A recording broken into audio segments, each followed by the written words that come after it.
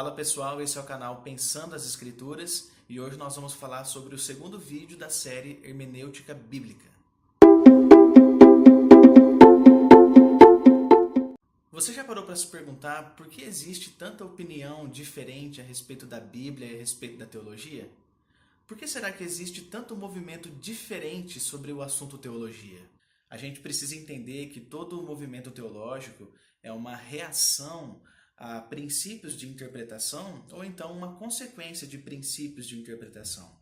Um exemplo claro disso é o movimento da Reforma Protestante, que foi uma reação aos princípios de interpretação do catolicismo da Idade Média. Para que haja a interpretação correta de um texto, 3 componentes são necessários. Primeiro, o autor do texto. Segundo, o texto. E terceiro, o leitor daquele texto.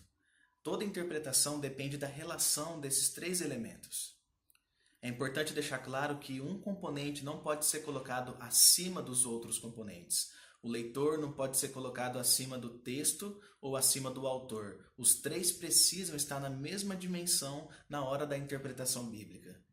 E o problema da interpretação pós-moderna é justamente não respeitar os 3 elementos presentes na interpretação bíblica. O que a hermenêutica pós-moderna faz é justamente tirar a intenção autoral de lado e trabalhar apenas com o aspecto do texto e com o aspecto do leitor que está interpretando aquele texto. Eles trabalham apenas com esses 2 elementos, com esses 2 fatores. E o resultado disso são interpretações equivocadas a respeito da Bíblia.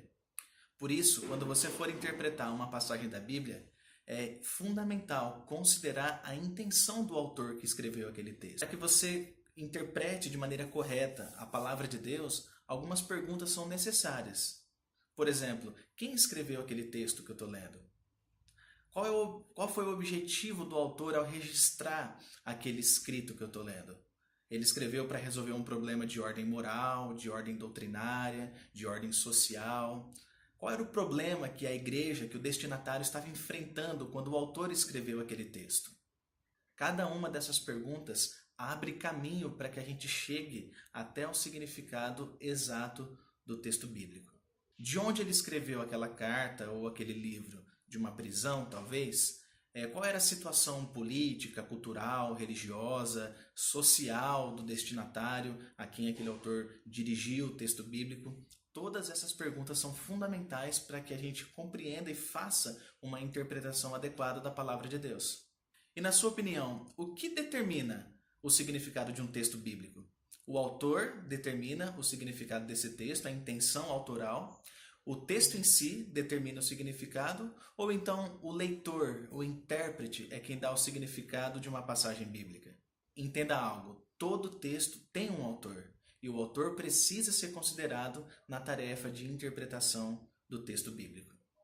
Então é isso, pessoal. Se você gostou desse vídeo, deixe o seu like, compartilhe, se inscreva no canal. No próximo vídeo nós vamos falar a respeito das principais interpretações que surgiram nos primeiros séculos da igreja. Até a próxima.